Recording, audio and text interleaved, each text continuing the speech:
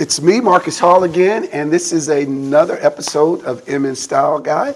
And today I have Mr. Randy Boyd with me. Thank you for being here, Mr. Good Boyd. morning, Marcus. It's great to be here. Great to be with you. I'm here all the time shopping, and we finally get a chance to take a little bit of time to talk. And thank you for wearing my blazer and doing this. And I'm going to get right into it. I've always been curious.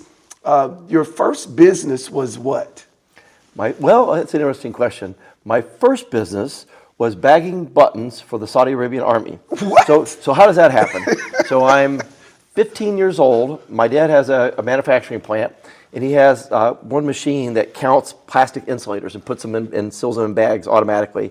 A friend of his had a button company, and he had the contract to make buttons for the Saudi Arabian army. And the Army didn't want you to put the buttons on the uniform. They just want you to send them in a bag to the soldiers, and they'd sew their own buttons on.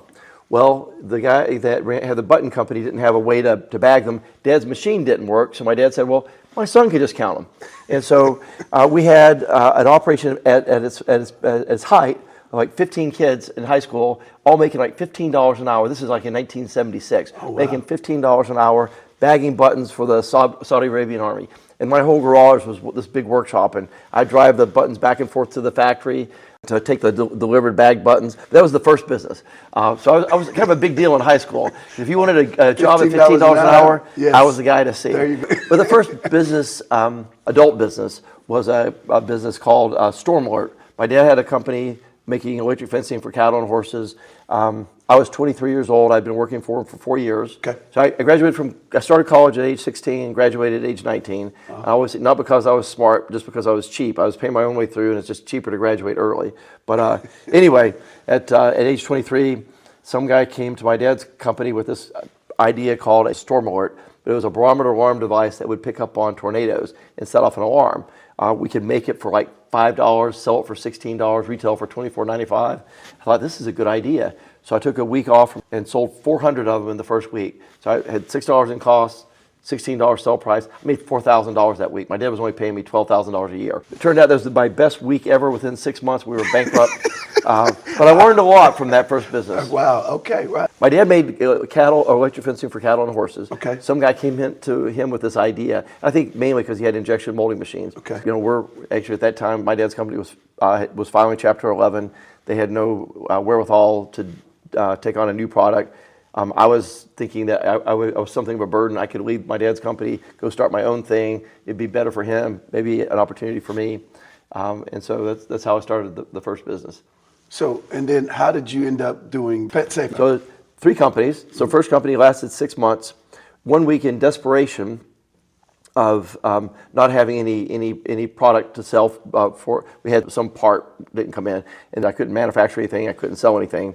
And manufacturing, by the way, was assembling these in my grandmother's basement.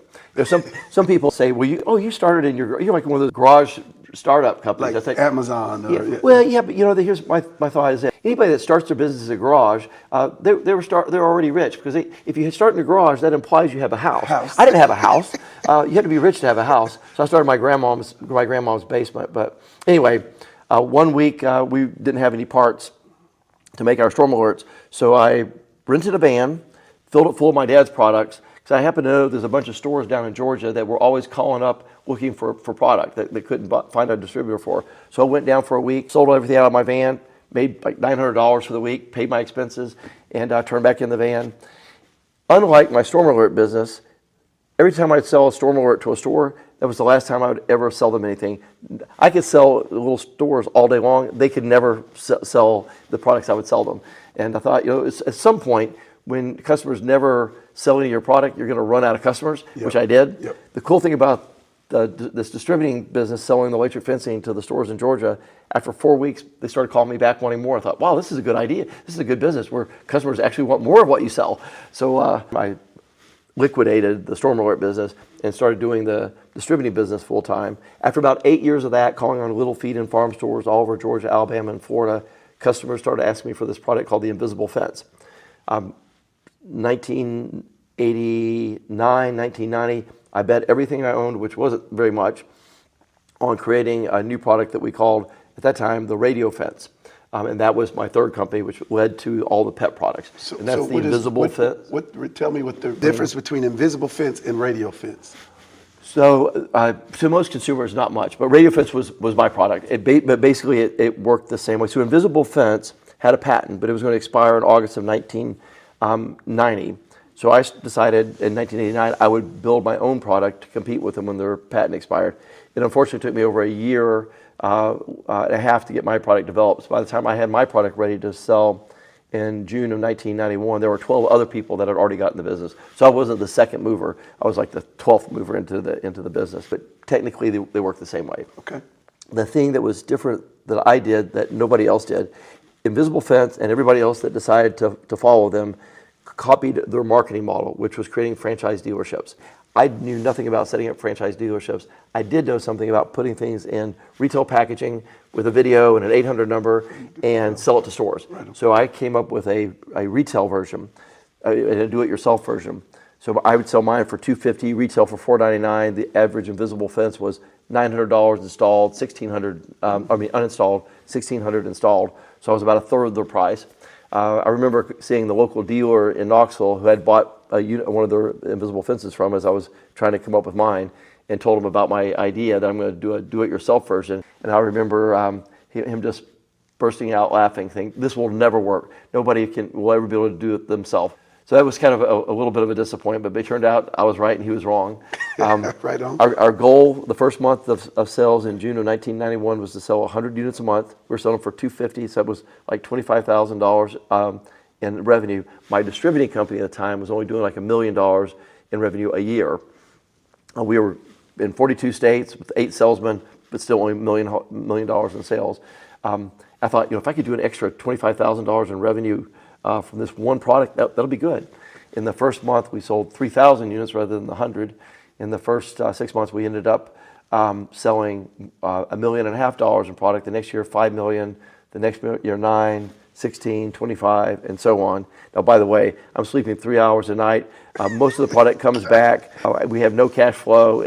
I'm getting yelled at for customers for not shipping and yelled out for suppliers for not paying. So it wasn't as fun as it sounded. I just made it sound. Yeah. But by the year 1996, 5 years in, we turned the corner, kind of had the flywheel going. By 2020, when I sold the company, we had 1,400 employees doing over $600 million in sales with 4,000 products, offices in 6 countries, selling in about 50 different countries. And an interesting part of the story, a part of what we did to grow was doing acquisitions. And over the last 20 years of the company, I bought probably 40 different companies. Interestingly, in 2007, 16 years into the business, I was out selling the original company, Invisible Fence, about 10 to 1. So I was able to call up the Invisible Fence company and buy their company. So Invisible Fence is now it is one of our brands. PetSafe. Yeah. Wow. So the PetSafe brand is our retail version, and the Invisible Fence is the do-it-yourself version. And there is a market for that. Some people, even though it's relatively easy to do yourself, to install and train, I'm sure it's probably easy to install a ceiling fan. I'm just not going to do it. There's two very distinct markets, and both are being very successful. Invisible Fence is still doing well, and the do-it-yourself version is doing well. But interesting, one last thing. When I try to tell people who we are, like PetSafe, what do you do? Well, we make the Invisible Fence, and everybody gets it. It's a great brand name, but we sell more cat products than we do Invisible Fence. We have an automatic litter box that automatically scoops out the litter, and we're actually selling probably 2 to 1 more revenue for the cat products than we do for the Invisible Fence. Wow. So you don't just sell the Invisible Fence now. There's like 4,000 different products. Products now. Wow. We make collars and leads, travel products. We make bark collars, training products, pet doors, whole range of things. That's cool story. So I had no idea how you started, but then of course you had some trials and tribulations like most people in business do, which is cool to hear. But then eventually it all worked out, and wow. So now that I've got that update, so after you sold your company, you decided to what did? So I think for me, I had an easier transition than most. As I mentioned, I bought 40 different companies, and oftentimes I was buying the founder of the company, and they were going full steam, and we'd buy them, and they would leave, and I knew I would stay in touch with many of them. And it was a hard transition because they went from coming to work every day, 60 hours a week, totally invested in this business, and then they just had to stop. So in 2013, Governor Haslam asked me to come work for him in state government on higher education. He actually offered me a job, and I said, government's too bureaucratic, it's too slow, there's no way I would ever want a job in higher education, or in government, but I'll volunteer to help out. Originally I said I'd volunteer to lead a task force for 90 days. At the end of the 90 days, we still got a lot to do. I'll stay around for a year. And so I decided I didn't want to take the job that he offered, but we just made up a title.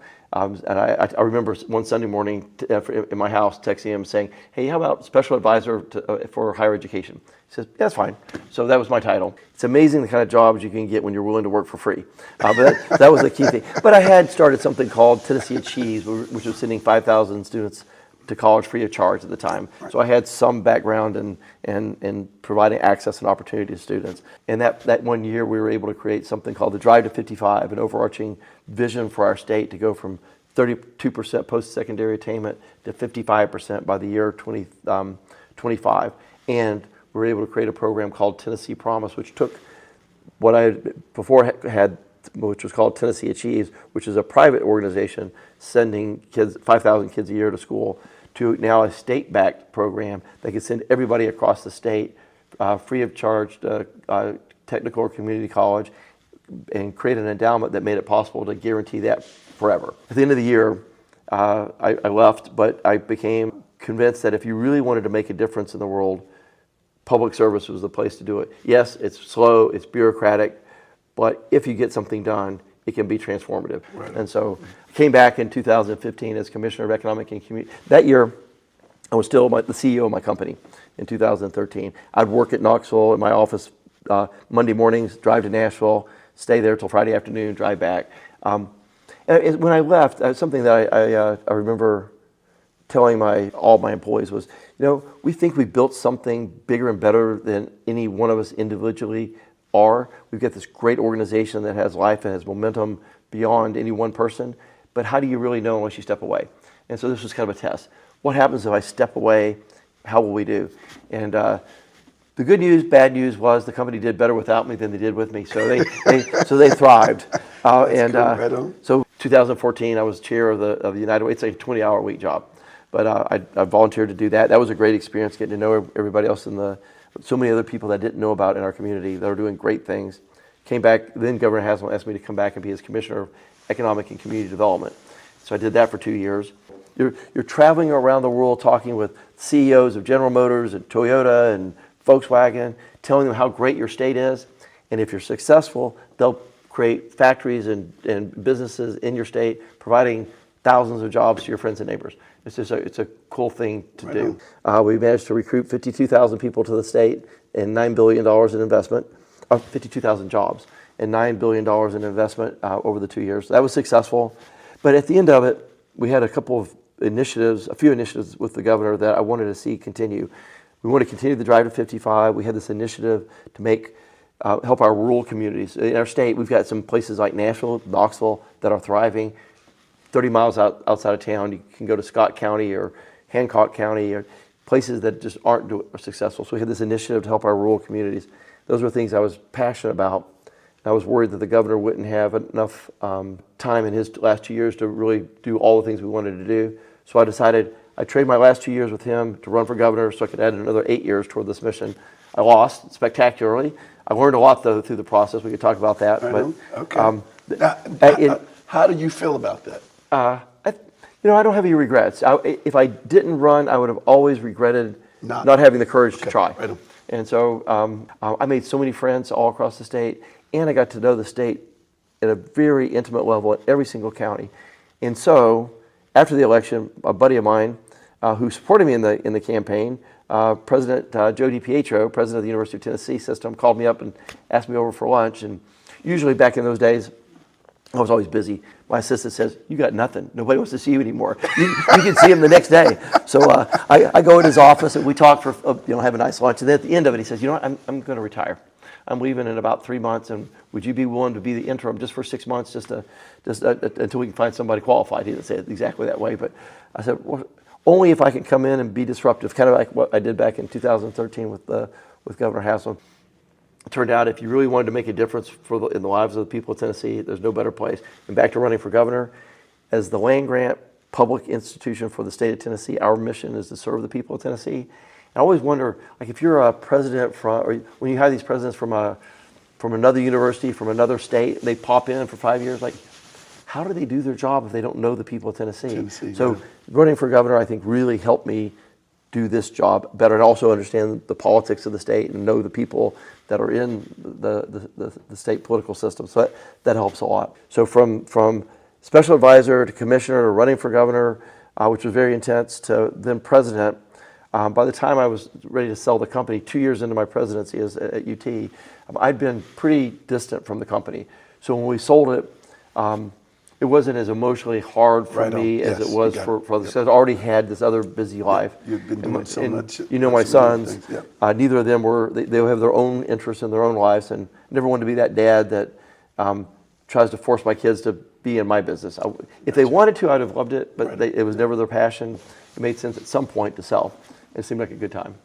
Right on. To wrap that up, I'm glad that you didn't become the governor of Tennessee because you've done such an amazing job. And I don't believe we'd be where we are right now had you not become the president of the University of Tennessee. And like, what does that look like now? I appreciate that you're happy that I'm at UT. I'm happy I'm at UT. And my wife, Jenny, is happy that I'm at UT. There's so many advantages. I get to travel the state, support a lot of the things that I didn't think that I would be ever able to address outside of being governor. You actually can at the University of Tennessee. We're able to help rural communities. We're able to help K through 12 education. We've got a whole task force working on mitigating substance abuse and drugs.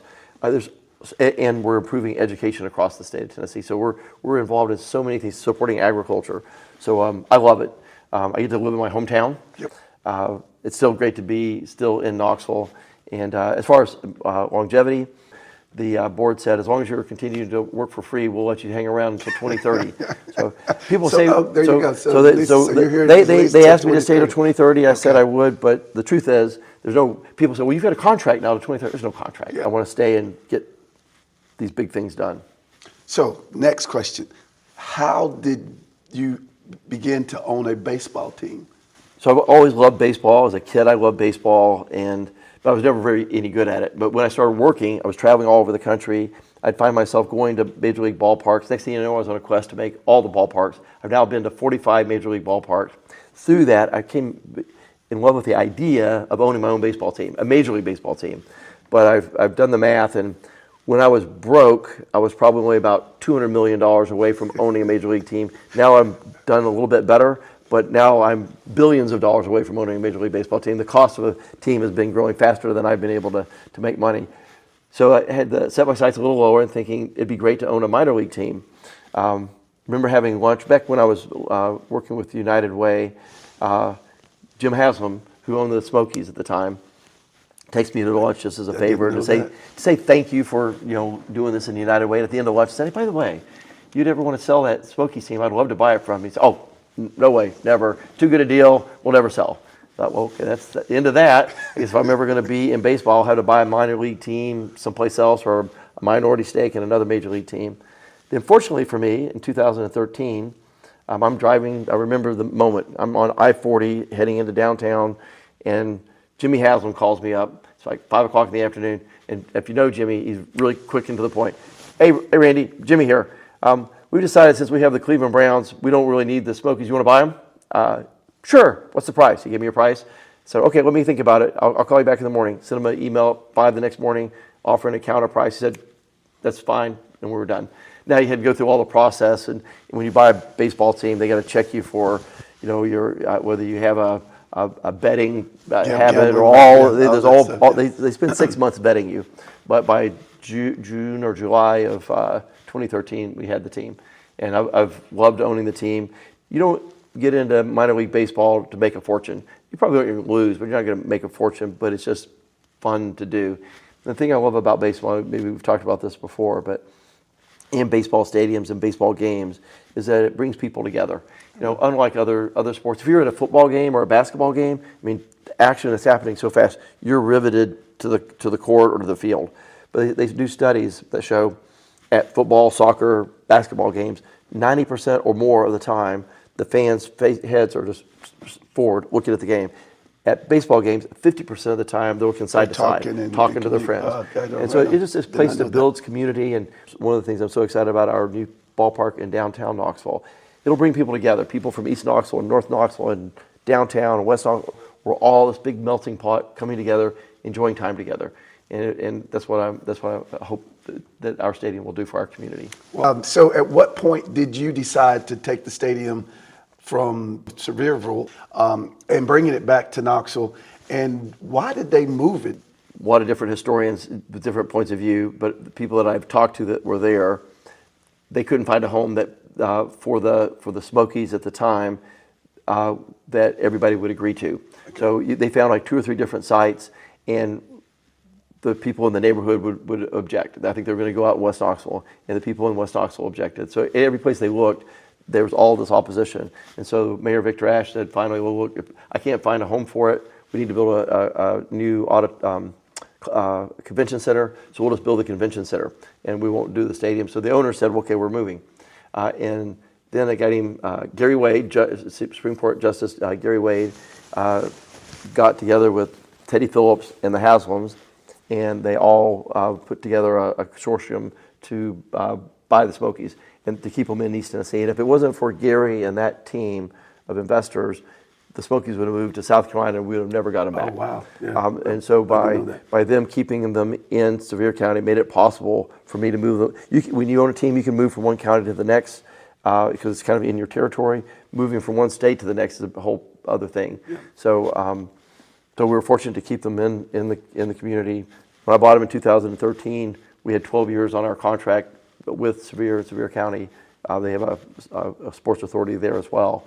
But so we bought them. You know, being a Knoxville boy, I always thought, wouldn't it be great to have them back in our hometown? And I also love baseball stadiums that are downtown, Camden Yards, yep. PNC Park, everywhere where you build a stadium downtown.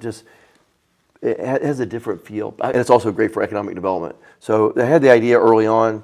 There was an old study that had been done about different sites in downtown. We looked at 3 or 4 different locations. Thought, well, you know, in case we decide to move, let's buy some land. So at least that's an opportunity. And got in touch with the folks at Southern Rail Salvage. They had 2 sites where their main location is. I thought that would be a great spot. They didn't want to sell that. But they had what was an old meat packing plant on this side. Lay's. Yeah, well, it used to be Lay's. They were just using it for storage. They were willing to sell it to me. Funny story. So I buy it. You know, my company, I go buy companies for $50 million, $100 million. We might get a little, like 2 sentences on the bottom of the business page. Nobody cared. When I bought Invisible Fence, the biggest acquisition we ever did, $160 million acquisition, maybe 1 paragraph on the bottom of the business page. Nobody cared. So I buy 6 acres. I'm thinking, it's no big deal. It's like, I think at the time I paid $6 million. So we buy the 6 acres. Jenny and I go on a vacation in Africa. We're on a safari. And about, I guess, the second day on the trip, I guess one of the reporters saw, they list land transactions, and I was lit up. The people are calling, texting nonstop, like, so, and everybody's saying, okay, Randy Boyd bought 6-acre tract, actually it was 9 acres, enough land to build a baseball stadium. He owns a baseball team, putting 2 to 2 together. This was the theory. And so I was like on the front page like 3 or 4 days in a row. That was your intention though, right? No, well, it was an idea. It wasn't, I mean, it wasn't, okay. There was a lot of, I mean, there's a ton of things that you'd have to do to get that done, which we found out. You know, you get city council approval and county commission and all these different approvals. And you'd need to get city and county and financial support as well. So just buying the land was just it gave you the possibility of doing it, but there was a whole lot of work left after that. But anyway, there was a lot of excitement about the concept of doing it. Of just doing it, which, yes, I recall. And I own the property, and I'm about 100 yards from, if you don't know where and so I was like, yes, that's going to be it. So it totally changed, and it's still evolving the landscape of just downtown Knoxville. And so thank you again. Well, you're welcome. It's for making downtown Knoxville a cooler, better place, and I'm excited. We should put on a commercial message. Anytime you're coming to a game You get here a little early, you can always stop. Come and stop and buy some. Yeah, yes, 5 minutes away. We're gonna come up with some kind of swag. Yeah, we need to have some Smokies gear. Smokies gear. Yes, This is a good. This is a good podcast. We got a new idea. Yes. So man, anyway, excited about that. I have my season tickets, and we're less than a month away from opening exactly day. right. So excited, man. I am. I'm super excited, and I've seen the stadium, and it's beautiful, and it's actually makes me proud to be in downtown Knoxville and Knoxville, and we've got something to offer, concerts, and then the soccer team will be there, and now you're going to have apartment buildings down here, and just makes Knoxville a cooler place and a destination. Last topic, Okay. and I got to know this because I aspire, and now you've left me in the smoke on this deal, and you may not know this, but I kind of have a little envy about this. You're running. Okay. When the hell did you start running? And I'm amazed that it's like I'm going to get a cup of coffee and Randy's running another marathon. When did you start running, and how did that become a passion for you, Randy? So I ran cross country in high school. Okay. But I didn't know that. Yeah. That wasn't really that great, but I ran. And then in my early 20s, early 30s, or 20s and 30s, I'd run occasionally, like maybe 3 or 4 times a week, 2 or 3 miles, 4 miles, maybe something like that, just to try to stay in shape. You know, when you're building your business and you're growing a family, Yeah. it's hard tough. Yeah, sometimes I to spend time understand. with yourself. You got it. But by the early 40s, or my early 40s, I was probably 43. I was 43 when I ran my first marathon. I started off being inspired to climb a mountain, so I climbed Rainier, and I was in the best shape I'd ever been. That was in May, and I thought, I've always wanted to run a marathon. I've just spent the last 6 months getting in really good shape. Let's go run a marathon. So I signed up for the Chicago Marathon. They say you either do one or you do a bunch. You either hate it, and it was hard, but 2 weeks later, after the race, I was thinking, I need another goal. I need to do another. Gotcha. And so it started off, climb a mountain in January, usually in South America, so it was their warm season. And then in the fall, run a marathon. Did that for 4 years. Gave up on mountain climbing, and then started doing an extra run, then an extra. Say, okay, well, I really like this one, but let's do a different one. But I still want to do that other one. The next thing you know, you're doing a lot. So, there's been years where I'd be doing somewhere between 3 to 5 full marathons and 7 to 10 half marathons. So now I'm up to 54 full marathons and 93 half marathons. My goal, I have 4 goals. Oh, God. One was to do 50 fulls, and one was to do the 6 majors, which is Chicago, Boston, New York in the U.S., and then Berlin, London, Tokyo. In 2023, I was able to do 2 of the goals on the same race. I did the London Marathon, which completed the 6 majors, and it was my 50th marathon. But I did that on a broken knee. I'd actually torn up my knee like a month before. Wow. I could barely walk, but the doctor said, I asked him, I got to run this. He said, I don't even have to walk or crawl. He says, you can't make it any worse, so go ahead. So go ahead. Yeah, so it was not pretty, but that was that one. The other remaining goals is to get to 100 halves. I'm at 93 now. I'm going to do 94 this Sunday in New York. Should knock that out by next year. And then the last goal is to run a marathon on every continent. And I'm at 5 continents now. This June, I'll do one in Rio de Janeiro. So I'll knock out South America, and then my last one will be Australia in 2026. Wow. And then I think I'm going to start walking I'm going to walk the earth. I think one of the next things, I think we'll start doing more hikes and climbs. Okay, all right. Wow. Well, wow. And so it's just a mindset. For me, it's not just my physical health; it's my mental health. Okay. I run in the mornings. I'm with you. And so I get up early. Usually 4:30, 4:45. By 5:30 or 6, I'm out either doing weights or running. But and I'm actually alternating weights and running these days, so I'm not running as many miles. But the running is just therapeutic. I don't listen to music. Yeah, I'm out there for an hour. Yeah. You got blood flowing, and it's just therapeutic. Kind of centers my day, and if I don't run, I'm just discombobulated for the rest of the day. You said it. So the same here. That I don't run as far, but when I'm not running, I can tell the difference in my, like I'm not as happy and I'm a little grumpier and not as pleasant to be around. But when I'm running, I feel like everything's clicking right. So I'm with you on that. It's very therapeutic for me as well, man. So thank you so much. Now, this is a style guide. Yes, sir. So I have to ask you about your fashion and what do you like to wear? What's your favorite thing? I just look for you for inspiration There you and go. do my best Marcus There you Hall go. imitation. So Marcus Hall jacket, shirt, pants, and shoes. Everything you need right here. You did it. Yeah. Thank you. I didn't even have to prep you. I promise you I didn't pay him for that. He thought he did it just right. So perfect, man. Randy, I know you're busy, and I'm so grateful. I learned a lot about you today because generally we're always hustling and bustling or in passing, but I'm very grateful for what you've done at Knoxville and at the university. And I think you are a really cool guy and very interesting. You got a lot of layers, man, and a family. That's the whole nother deal. You've got a beautiful, lovely wife. She's one of the sweetest people I know. And as philanthropic, you just make such a huge impact on Knoxville. And I think we're a better place for you, man. But thank you again for doing this. And I'm super happy because I learned a lot. And I'm just glad that I was able to spend this time with you today. Yeah, man. same here. All right. Appreciate Well, it. That's it. That's another Inman Style Guide. And we'll see you next time on Inman Style Guide. Thank you.